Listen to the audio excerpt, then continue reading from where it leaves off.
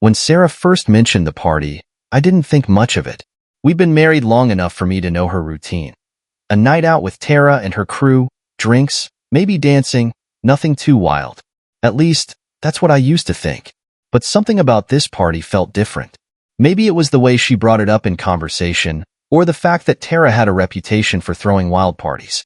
I tried not to overthink it, but I couldn't shake the feeling. I knew her well enough to pick up on the subtle shifts. She seemed distracted lately. Late nights without much explanation.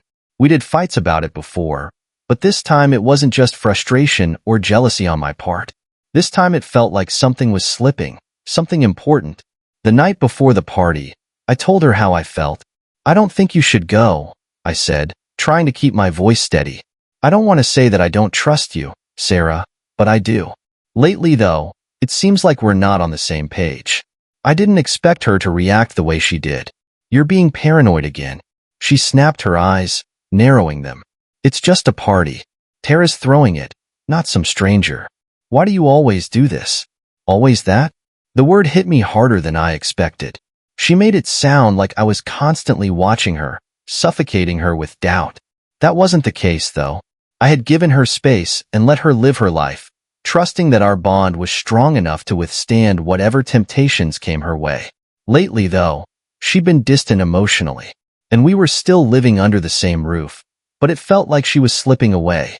"I'm not trying to control you," I said. "I'm just trying to keep calm. I'm telling you how I feel. Something about this party feels off. I don't like it. Can we at least talk about it?" She rolled her eyes, dismissing me as if I didn't matter. My concerns were nothing more than petty insecurities. "I was just trying to point out that I had a feeling you were going to run off with some guy the moment I walked through the door. It's just a night out, for God's sake." That wasn't it. It wasn't just a night out. It was everything that had been building up over the last few months. Distance. The late nights with vague excuses. The way she no longer seemed present when we were together. I felt like I was losing her piece by piece, and this party felt like a tipping point. Instead of pushing it further, I let her go. I don't know why. Maybe I was tired of fighting. Maybe I was tired of feeling like I was always the one who wanted to get back together with me, while she seemed more and more eager to drift apart. So when she left that night, I didn't stop her, but I couldn't sit still as the hours dragged on. I found myself pacing the house, my mind racing with all the things I didn't want to think about. The silence was deafening. By midnight, I hadn't heard a word from her. There was no call, no text, just the cold, empty house. I made a decision. I grabbed my phone and opened the tracking app. We had installed it months ago when she kept losing her phone. I followed her, and it felt wrong, invasive, even, but at that moment, I didn't care. I needed to know where she was and what she was doing. I had to know the truth, no matter how ugly. The app loaded, and her location popped up. I expected it to show her at Tara's house, or maybe a bar nearby. Instead, it showed something that made my stomach drop. A motel on the edge of town. I stared at the screen. I was trying to process this new information. What the hell was she doing at a motel? My heart raced with anger and dread. I suddenly realized that this wasn't just a party. Something else was happening. I hadn't allowed myself to believe it, but it was true. I grabbed my keys and headed for the door.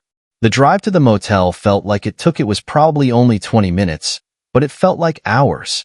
I gripped the steering wheel so tightly my knuckles turned white.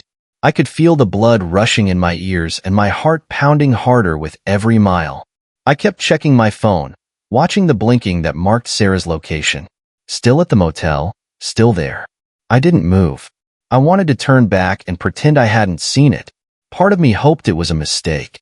Maybe she was there for some completely innocent reason, and I was just overreacting. But deep down, I knew the distance between us over the past few months wasn't my imagination. It wasn't just stress or work. It was something more. Something felt wrong when I pulled into the parking lot. I parked a little away from the building, not wanting to draw attention. There were only a few cars, none I recognized. I sat there for a moment, gripping the steering wheel and staring at the sign for Westmore Motel. The neon letters buzzed faintly in the night. The place was run down. It was the kind of spot people went when they didn't want to be seen. It was cheap, discreet, and the perfect place for affairs or secrets. I opened the app again, my thumb hovering over the screen as if waiting for it to tell me something different. But the little dot hadn't moved. She was still there. In one of those, the room number wasn't listed, but I could figure it out. There were only a few possibilities. I got out of the car and walked across the parking lot, trying to calm down and not imagine the worst. The cool night air didn't help. My mind raced through every worst-case scenario. Images flashed through my mind. Sarah in a room with someone else, laughing, smiling, doing things she hadn't done with me in months. I walked past a few rooms, each door marked with a faded number, 2011, 202, 203. As I neared the end of the row, I slowed down, my heart pounding in my chest. I stopped at the last few. I looked around the parking lot and then I saw it.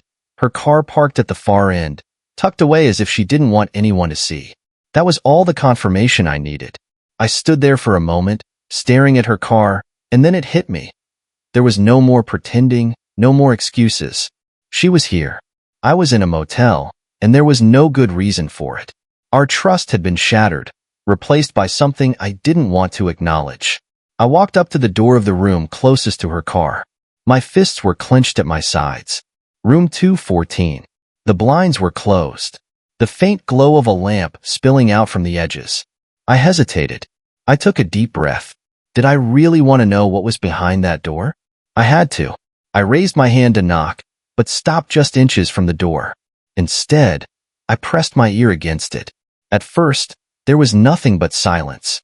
Then, faint voices. Hers laughing softly. A man's voice followed. I could hear them, even though it was muffled. I was filled with a surge of rage. I didn't need to hear more. Without thinking, I banged on the door. The voices inside stopped abruptly. I could hear movement, shuffling, whispers, and panic. My mind was racing. My body was shaking with adrenaline. I knocked again, this time louder. Sarah opened the door. I yelled, my voice cracking with anger for a moment. There was nothing but silence. Then the door opened a little, just enough for me to see her face. She looked pale and shocked, as if she couldn't believe I was standing there. Her hair was messy, her makeup smudged. She looked like she'd been caught in the middle of something. I can't believe you're here. Her voice was low, her eyes darting around as if she was checking if anyone else was watching. I didn't care about the scene. What am I doing here? What are you doing here? I shot back, pushing the door open wider. I could see the room now. A bed, rumpled sheets. She was sitting on the edge of the bed, looking just as stunned as I was. I recognized her as a random guy. I was desperate to regain control of the situation, so I laughed. The sound was bitter and cold. It's not like it's not obvious to me. I couldn't believe this was happening. I couldn't believe how easily she had betrayed me after everything. She had so many chances, and now she was here, doing this. She reached out, trying to grab my arm. Let me explain, she pleaded. Her voice was shaky, but I pulled away, disgusted.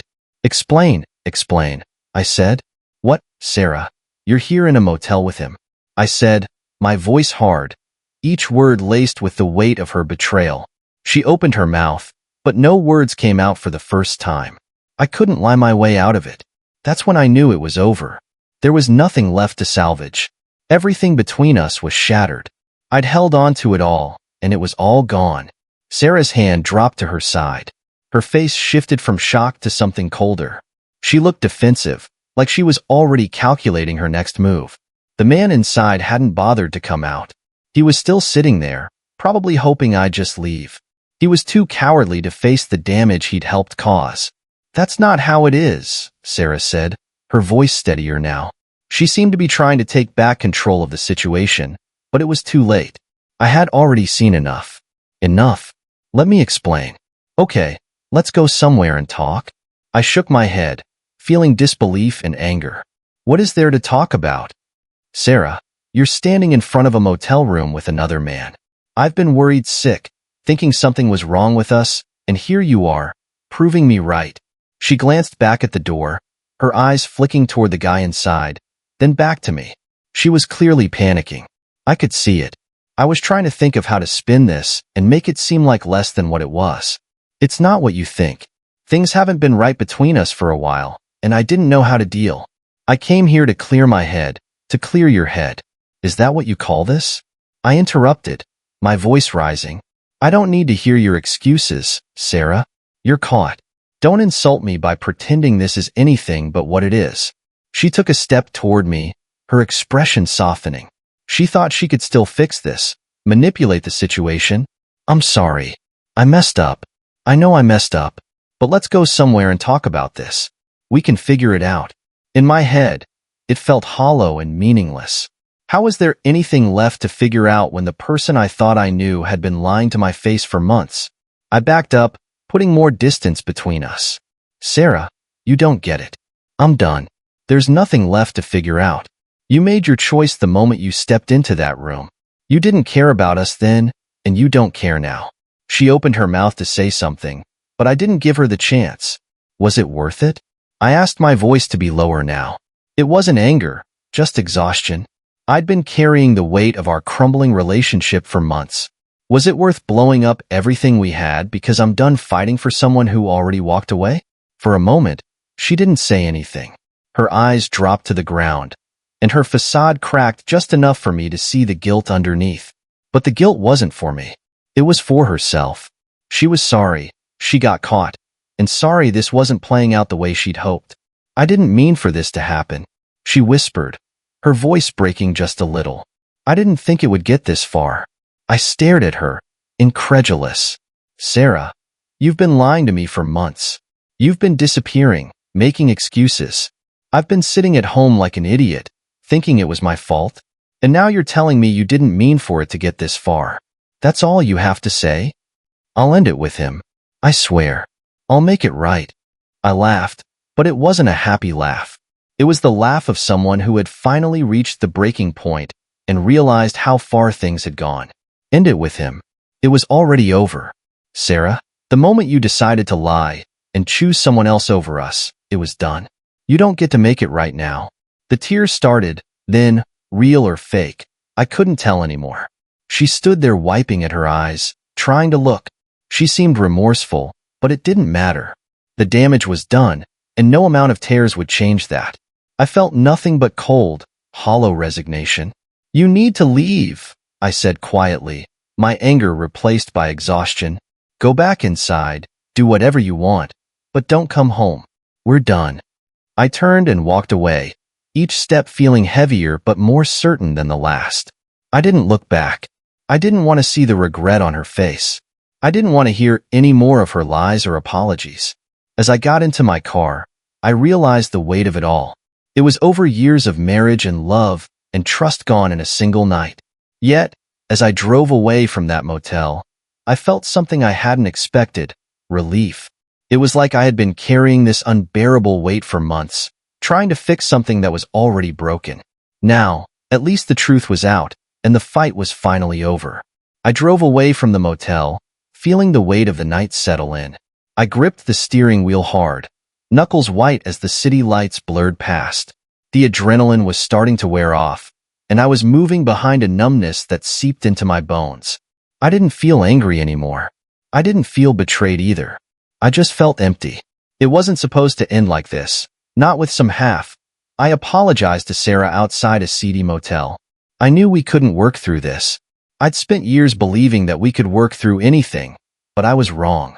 I realized that the Sarah I married wasn't there anymore. Maybe she hadn't been for a long time. I pulled into the driveway. Our house looked familiar. It didn't bring any comfort.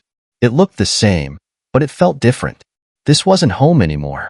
It was just a house, a place where two people had drifted apart, pretending they could hold on to something that had died long before. Over the past few months, I've been thinking a lot about all the signs I should have seen. There were the late nights out with no explanation, the way she'd come home and act like nothing was wrong even though I could feel the distance growing between us. There were also the moments when I tried to talk to her and try to connect, and she'd shut down, dismissing my concerns like I was imagining things. How long had she been cheating? How long had she been hiding this from me? I could feel the bitterness. I felt it rising in my chest, but I pushed it down. There was no point in being angry now. The truth was, I had already lost her months ago. I had just been too stubborn to see it. Finally, I forced myself to get out of the car and walk inside. The house was dark and quiet, just like it had been when she left earlier that night. I tossed my keys on the counter and stood there in the kitchen, feeling the weight of everything crashing down on me. I glanced at the clock. It was 2 a.m. I thought she'd be back soon, or at least I hoped she would. The fight outside the motel had been intense, but I knew Sarah well enough to know that she wouldn't just disappear. She'd try to come home and explain, trying to convince me that it was all a mistake and that we could fix it. But I was done. I went to the fridge, grabbed a beer, and sat on the couch, staring at the wall as I took a long drink. The taste was bitter, but it didn't matter. I needed something, anything, to cut through the emptiness that was settling in. I thought back to the night we first moved into this house. We'd been married for 2 years, and we're still in that honeymoon phase where everything felt perfect. I remember how excited Sarah had been. We'd spent hours unpacking, laughing, and talking about the future. We had big plans and kids, vacations, and a life we were going to build together. That seemed like a lifetime ago. Now, all I could think about was the look on her face when she'd opened that motel door. The panic, the guilt, and even the lies. Even when she was caught red, she handed it over, but she still tried to twist it and make it seem like there was something left to salvage. She was hoping we could just sweep it all under the rug and go back to pretending everything was fine. But there was no going back. The front door opened, and I heard her footsteps as she walked inside. She paused in the hallway, probably unsure if I'd still be here. I didn't move or say anything. I just waited, sipping my beer and staring at the wall. What was coming next? She stepped into the living room, her eyes red from crying, her face pale. She looked different now, like the weight of what she'd done was finally hitting her. But it didn't matter. The damage was done. She sat down on the chair across from me, not daring to get too close. We just sat there in silence, the distance between us feeling like miles.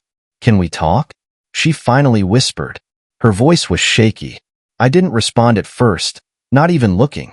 I just took another sip of my beer, letting the silence stretch on until it felt unbearable. "What is there to talk about?" I said quietly, my voice cold and detached. "You've said enough."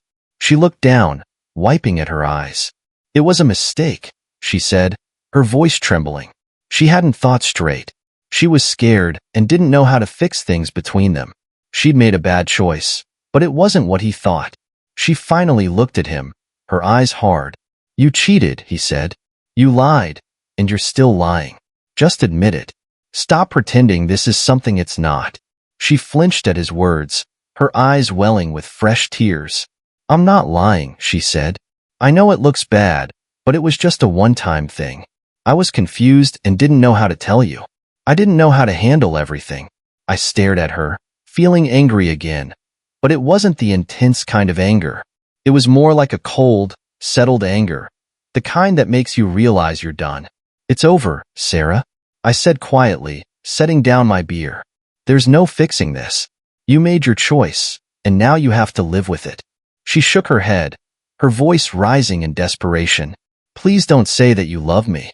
I don't want to lose you." I stood up and walked toward the hallway. She had already left the room, but I could hear her sobs. I knew the truth was out, and now it was time to let go. I walked down the hallway. To the bedroom and closed the door softly behind me. I could hear Sarah's sobs echoing faintly from the living room, but I ignored them. I sat on the edge of the bed, feeling the weight of everything pressing down on me.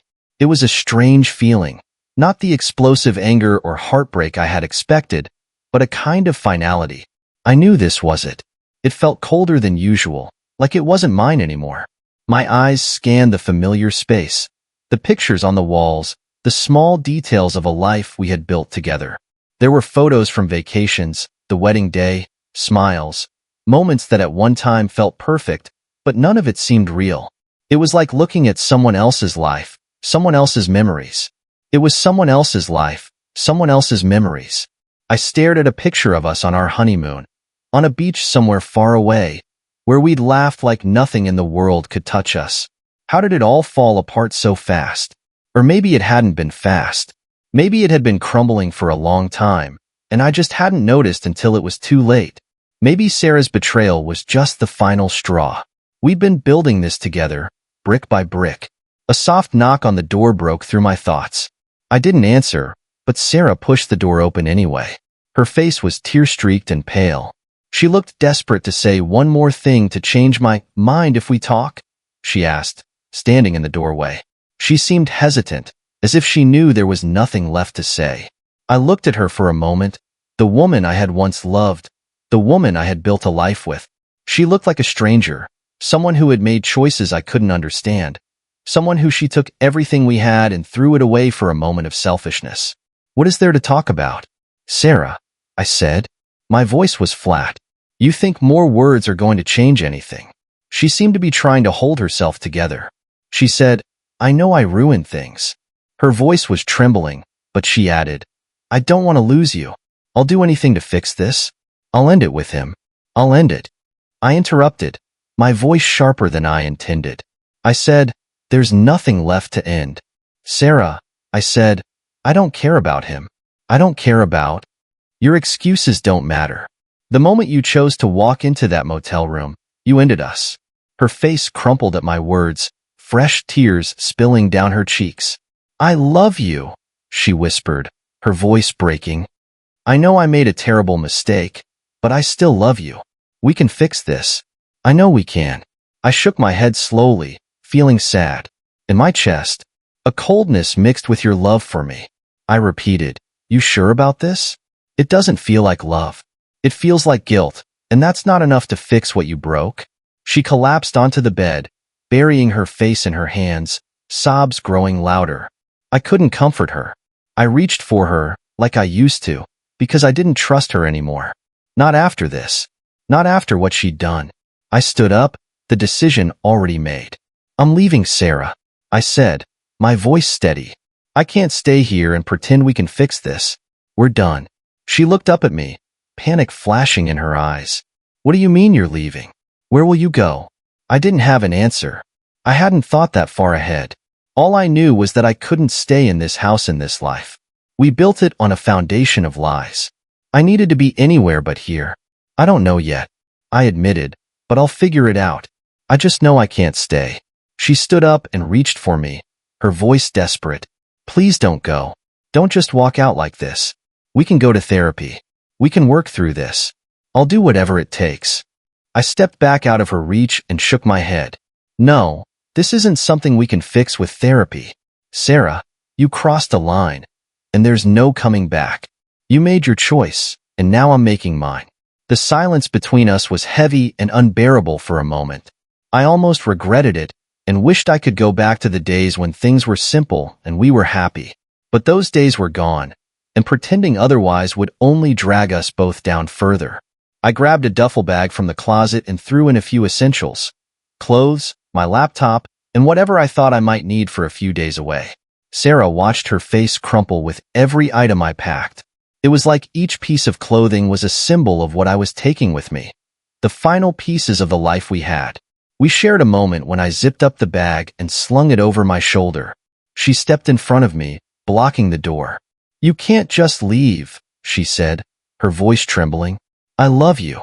Please don't throw us away like this. I met her eyes, feeling the weight of her words, but knowing deep down that they were too little, too late. You're not throwing anything away, Sarah. You're just walking away from the wreckage. I stepped around her and walked out of the bedroom. The house felt colder and emptier than it ever had, but I didn't look back. I didn't let myself hesitate.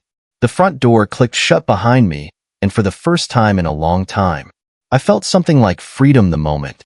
The door clicked shut behind me. The weight of everything finally started to lift. It wasn't a rush of relief like I'd hoped, but more of a quiet emptiness. It was like the silence you only get after a storm, where the wreckage is all around you. At least the storm itself was gone. I got in my car and sat there for a moment, gripping the steering wheel and staring out at the quiet street. I didn't have a plan or a destination in mind. I just knew that I couldn't stay in that house. If I stayed another second, the life I had built with Sarah would be over. I'd have to figure out how to rebuild something new. I drove aimlessly for a while, the streets empty at this late hour. My mind was racing, but strangely numb at the same time. I had replayed every word we'd exchanged and every plea she'd made, But none of it changed the cold reality of what had happened. She had broken something between us. That couldn't be fixed, no matter how many apologies or tears she offered. After about 20 minutes, I found myself pulling into the parking lot of a cheap motel. I parked in the back, which seemed fitting, given where this night had started. I wasn't in the mood for reflection. I just needed a place to crash. I needed a place to think without the weight of the house hanging over me. The motel was as run down as I'd expected, with fluorescent lights flickering in the hallway, thin walls, and the smell of stale smoke clinging to everything. But I didn't care. I paid for the room in cash, checked in, and walked down the dimly lit hallway. The corridor echoed with the sound of my footsteps as I opened the door to my room. It was just as I'd imagined. Cheap furniture, a bed that looked like it hadn't been comfortable in years, and a flickering TV that I had no intention of turning on. But it didn't matter. This wasn't home. I was just looking for somewhere I could exist for the night without thinking about what came next. I tossed my duffel bag on the bed and sat down beside it, running my hands through my hair to calm the storm in my head.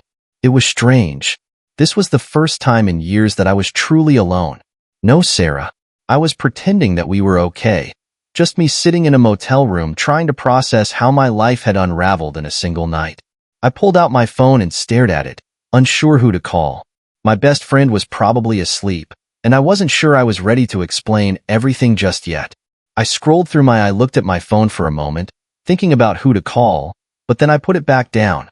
The truth was, I wasn't ready to talk about it yet. Instead, I leaned back on the bed and stared at the ceiling. The silence was overwhelming, and my mind kept going back to the argument in the bedroom. I thought about how Sarah had pleaded with me that she wanted to stay and forgive her, to fix things. But she didn't understand that some things can't be fixed. You can't just patch over a betrayal like this and hope it'll heal. Trust isn't something you can piece back together once it's been shattered. I had given her everything. Years of my life, my loyalty, my trust. She'd thrown it away for someone else, for whatever thrill or escape she thought she needed. It wasn't just the act of cheating. It was the lies, the months of distance, and the way she had let our marriage rot from the inside while pretending everything was fine. I turned onto my side, and the motel bed creaked. I tried to close my eyes and go to sleep, but I couldn't. My mind kept replaying the moment I'd seen her at the motel. I could still see the way she had looked at me, the panic in her eyes when she realized she was caught. It was like a broken record in my head, playing over and over, refusing to let me forget. I grabbed my phone. I was scrolling through old photos of me and Sarah from better days. There was one of us on a hike, smiling at the camera, arms around each other, looking like the perfect couple. It was hard to believe that the people in those photos were the same ones who had stood in that bedroom hours ago, tearing each other apart. The next morning, light filtered through the thin curtains of the motel room, casting a pale glow over everything. I woke up groggy, the stiffness in my neck reminding me that this was no place for comfort. It took a second for the fog in my mind to clear, for me to remember where I was and why I was there. Last night came rushing back, and I felt that hollow ache in my chest again, but it was different now. It was more distant. I sat up, rubbed my eyes, and glanced at the phone next to me. I half expected to see a flood of missed calls and texts from Sarah, but there was nothing. Part of me was relieved. Another part of me wondered if she'd given up trying to reach me, or if she was simply waiting for me to come crawling back. But I wasn't going back. I knew I needed to talk to someone. I couldn't keep everything bottled up. Mark had been through his own rough patches before, and he was one of the few people I trusted enough to let in on all. I picked up my phone and scrolled to his name, pausing for a second before pressing call. He picked up after a couple of rings, his voice groggy but concerned. "Hey man, everything okay?" I swallowed, trying to find the right words. "No," I finally said, my voice cracking a little. "I left her, Mark. I'm at a motel." There was a short pause on the other end. You could tell he was trying to figure out the right thing to say. "What happened?" he asked, his voice quieter now. It was like he knew this wasn't just a minor fight. "She'd been cheating on me. I caught her last night," I said, my voice bitter and raw. Mark was at a motel with some guy. He let out a low sound, like you make when you're trying to process something too big or awful to grasp. "I'm sorry, man. I didn't see that coming." Neither did I. I had my suspicions, but not like this. It's been going on for months. I confronted her, and she kept. She was trying to lie her way out of it, but it's over. I'm done. Mark was quiet for a moment, then asked, "Where are you now?" "Some crappy motel on the edge of town. I needed to get out of the house. I couldn't stay there. You want me to come by? We can grab breakfast or something. We can talk it through. I'll come by." Someone there. Someone who wasn't part of this tangled mess of emotions. It felt like a lifeline. I felt a small sense of relief that would help. We agreed to meet at a diner not far from where I was staying. As I got ready, I realized just how much I needed this conversation. I couldn't carry this burden. I was on my own again. The drive to the diner was short, but felt like miles. I was leaving behind the ruins of the life I had built and stepping into something new. It wasn't liberation yet, but it was a start. Mark was already there when I arrived, sitting at a booth in the corner with 2 cups of coffee waiting. He waved at the table when he saw me. His expression was one of sympathy and concern. He pushed a cup of coffee toward me, knowing I'd need it. He leaned forward, his hands wrapped around his coffee mug, and said, "Tell me everything." So I did. I told him about the weeks of distance, the growing suspicion, and I told him everything, the whole story. I told him about the lies Sarah had told, about tracking her to the motel, about the confrontation, about how she tried to twist it, even when she was caught. I laid it all out, piece by piece, like unloading a weight I'd been carrying for too long. Mark listened, quietly nodding now and then, his expression grim when I finished. He leaned back and let out a slow breath. "Man, I'm sorry. There's no excuse for what she did, but I'm glad you left. You can't come back from something like that." Now he asked, sounding genuinely curious. I hadn't really thought about it. I hadn't had time to. "I don't know yet," I admitted. "I guess I'll have to go back to the house at some point and figure out the next steps. Divorce, probably. I'll move out." The words felt foreign, like they didn't belong to me, yet Mark gave me a sympathetic look. "If you need a place to crash, my couch is always open. You don't need to be alone in that house right now."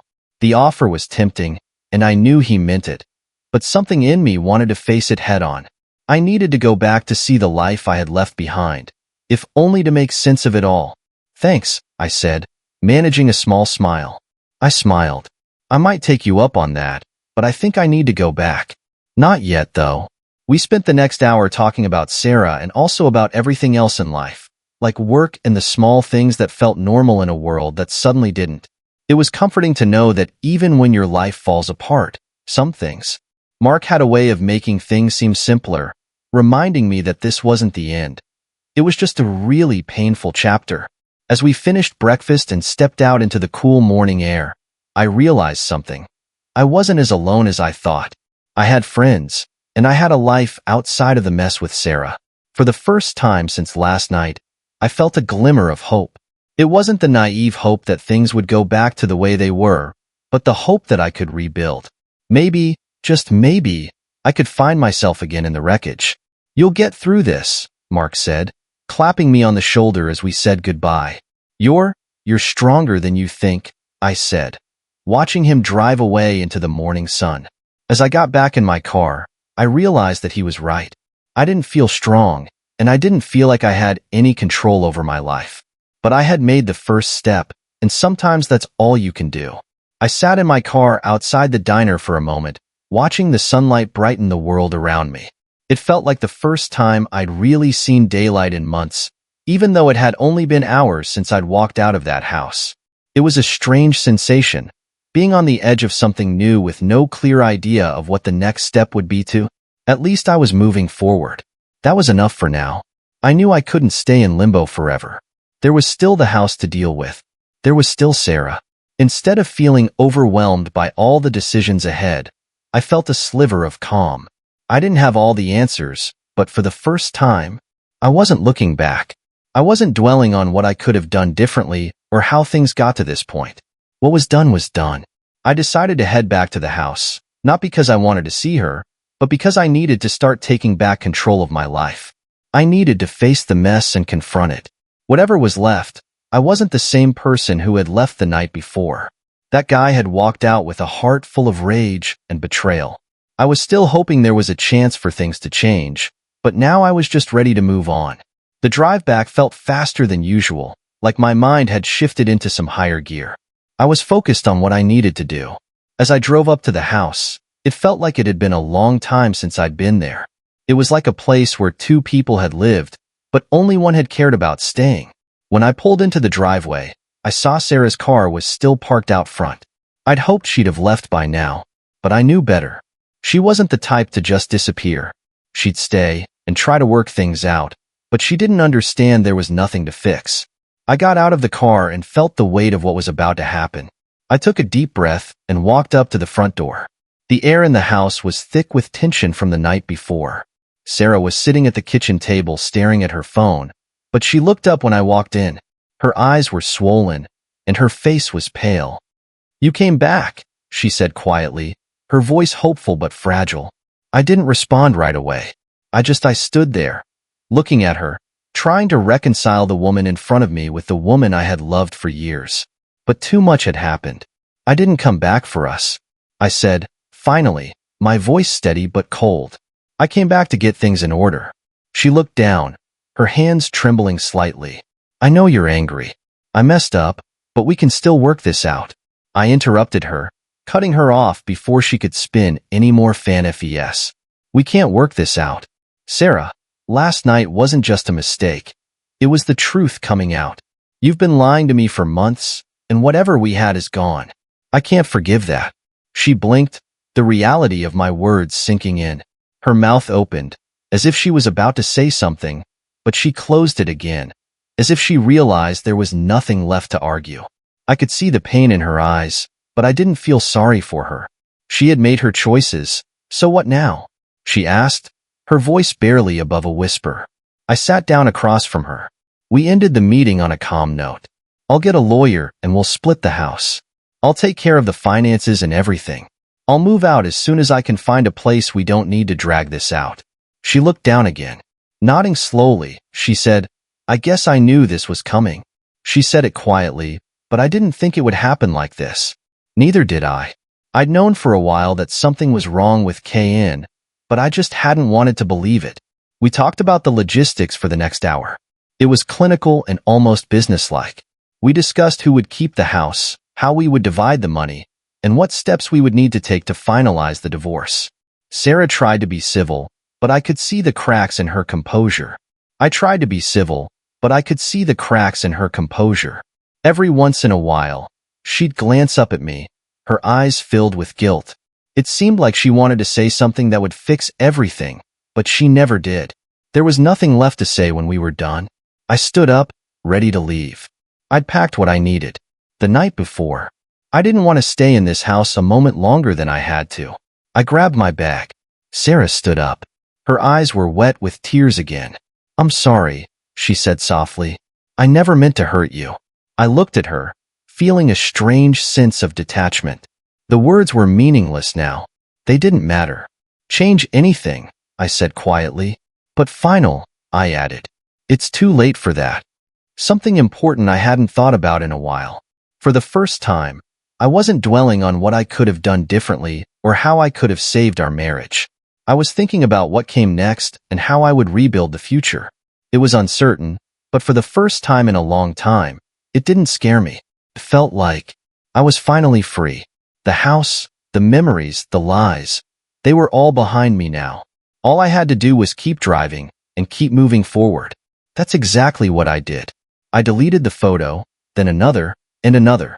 Each picture felt like a lie, a reminder of what I thought we had, but never really did. The more I scrolled, the more I realized how much of my life I had invested in someone who wasn't the person I thought she was. Finally, I put the phone down for good and just stared at the ceiling, letting the quiet settle in. There was no going back. I knew that. Now, no amount of words or promises could change what had happened. Sarah had made her choice, and now I had made mine. This was the first night of my new life alone, but maybe that wasn't such a bad thing. Maybe after everything, it was time to figure out who I was without her. I needed to reclaim the pieces of myself I had lost in the years of trying to hold on to something that was already gone. As I drifted into a restless sleep, one thought kept repeating in my mind. It's over. And this time, I wasn't scared of what that meant.